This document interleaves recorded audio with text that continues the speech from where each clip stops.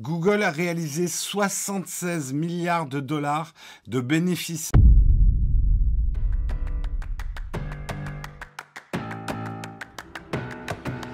Et on va commencer effectivement avec les résultats incroyables de Google.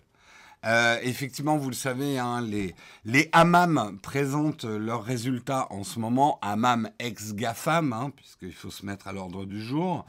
Et c'était au tour de Google de présenter ses résultats et rien ne semble vouloir arrêter le géant d'Internet.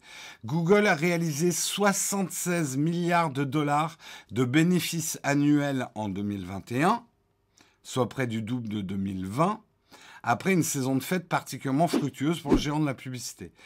Au quatrième trimestre, le groupe américain, donc Google, a de nouveau largement dépassé les attentes du marché avec sur un trimestre, 75,33 milliards de dollars de chiffre d'affaires, une augmentation de 32% de son chiffre d'affaires sur le quatrième trimestre, dont il a dégagé 20,64 milliards de bénéfices nets, d'après son communiqué des résultats publiés mardi.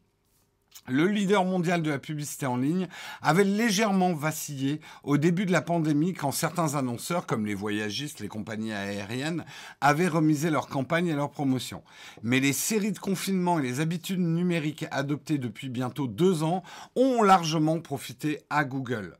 Le télétravail et le commerce en ligne, notamment, permettent aux moteurs de recherche et à YouTube d'attirer toujours plus de marques soucieuses de suivre les potentiels clients à la trace. En 2020 et en 2021, ils ont dépensé plus d'argent, donc les visionneurs, les utilisateurs de Google ont dépensé plus d'argent, plus tôt et plus régulièrement, surtout pendant la saison des fêtes. Les annonceurs du secteur de la distribution sont les plus gros contributeurs à cette manne publicitaire, suivis par ceux de la finance, du divertissement et du tourisme. La branche du cloud a progressé, elle, de 45% à 5,5 milliards de chiffre d'affaires. Le patron du groupe, Sundar Pichai, a précisé que le volume des contrats passés sur la plateforme Google Cloud a bondi de 80% sur l'année 2021. Il s'est aussi félicité des ventes trimestrielles records, malgré des difficultés sur la chaîne d'approvisionnement, notamment du Pixel et du Pixel 6. Pourtant, ce Pixel 6 a été accueilli avec une certaine tiédeur par la technosphère. Les testeurs, nous, on n'a pas fait le test sur la chaîne, mais on est d'accord avec les critiques qui sont faites envers le Pixel 6. Il y a des problèmes. Il y a pas mal de problèmes autour du Pixel 6, mais malgré ça, comme quoi on compte pour du beurre dans le marché, hein, il faut être lucide. Ça n'a pas empêché le Pixel 6 de très très bien se vendre. Alphabet, la maison mère de Google, a sorti à l'automne le Pixel 6, une nouvelle gamme d'appareils avec un processeur conçu par le groupe et de nombreuses fonctionnalités d'intelligence artificielle. La société a par ailleurs indiqué que son conseil d'administration, ça c'est important pour ceux qui boursicotent, avait approuvé un fractionnement de son action à 20 pour 1. En fait, c'est déjà arrivé à pas mal... je crois que c'était il y a 5 ou 6 ans, Apple avait fait la même chose. Le principe, c'est qu'on prend l'action et on la découpe en 20. Pourquoi on fait ça ?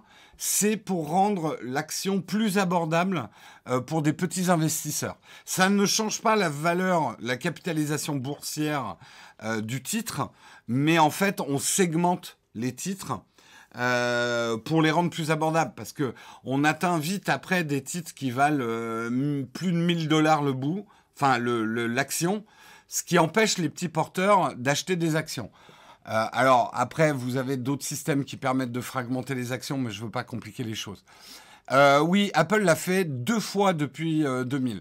On le fait généralement, effectivement, quand un groupe grossit, enfin, quand une entreprise grossit vraiment et que sa valorisation décuple, bah, on fait une segmentation de l'action. Oui, on peut avoir le contraire sur certaines sociétés en difficulté, ouais.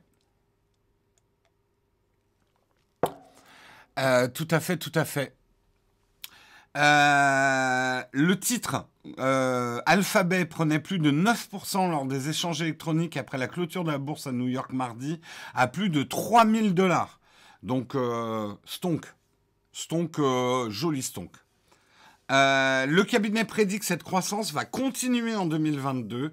La publicité numérique devrait rapporter plus de 171 milliards de dollars à Google cette année, soit 30% du gâteau mondial, juste devant Facebook qui a 24% du marché publicitaire numérique. Ce duo de tête et leur méthode de ciblage publicitaire suscitent depuis des années diverses enquêtes, plaintes et amendes. En Europe et aux États-Unis, le rythme des poursuites s'est accéléré, sans freiner la croissance de ces deux entreprises. Pour l'instant, on est dans cette situation. C'est vrai qu'avec les news qu'on vous fait, on a l'impression que Google et Facebook, ça devient de plus en plus compliqué pour eux parce que leur modèle publicitaire est attaqué de toutes parts. On les attaque avec des lois antitrust, on les attaque avec des RGPD. Enfin, on essaye de limiter le tracking publicitaire. Pour l'instant, ça n'a pas eu de conséquences sur le marché publicitaire qui n'arrête pas de grossir parce que la conjoncture fait que de plus en plus de commerce se fait en ligne. Ça a été largement accéléré par cette pandémie et ça c'est impressionnant. Hein. C'est impressionnant comme cette pandémie a été un accélérateur économique pour tout ce qui se passe en ligne. C'est assez énorme. Attention, tout n'est pas rose. Puisque effectivement, ces attaques se rapprochent. Au Congrès à Washington, les élus planchent sur des lois pour mettre fin au monopole de géants informatiques. Sundar Pichai a averti que de telles réformes pourraient avoir des conséquences non désirées. En gros, c'est la merde. Dans certains cas, nous sommes vraiment inquiets parce qu'ils risquent de casser de nombreux services très populaires auprès de nos utilisateurs. Traduire... 2022 risque d'être bien pour Google, mais si vous continuez à nous péter les couilles, on ne va pas arriver à faire un chiffre d'affaires comme ça. Je traduis. Hein. Sur le terrain de l'antitrust, Alphabet va devoir mener une bataille la plus difficile de tous les hammams. Malgré la taille d'Apple et la mauvaise réputation de Meta et de Facebook, Google est perçu comme l'entreprise la plus en difficulté au niveau de l'antitrust, au niveau des États-Unis. Donc aujourd'hui, Google est l'entreprise qui risque le plus gros dans les lois antitrust. Donc, c'est pour ça que on va dire, c'est pas des résultats en demi-teinte. Les résultats de Google sont impressionnants. C'est une entreprise extrêmement riche qui s'enrichit de plus en plus. Mais qui, effectivement, le risque de démantèlement par une loi antitrust ou en tout cas de sanctions et de blocage de son business, s'amoncelle aussi.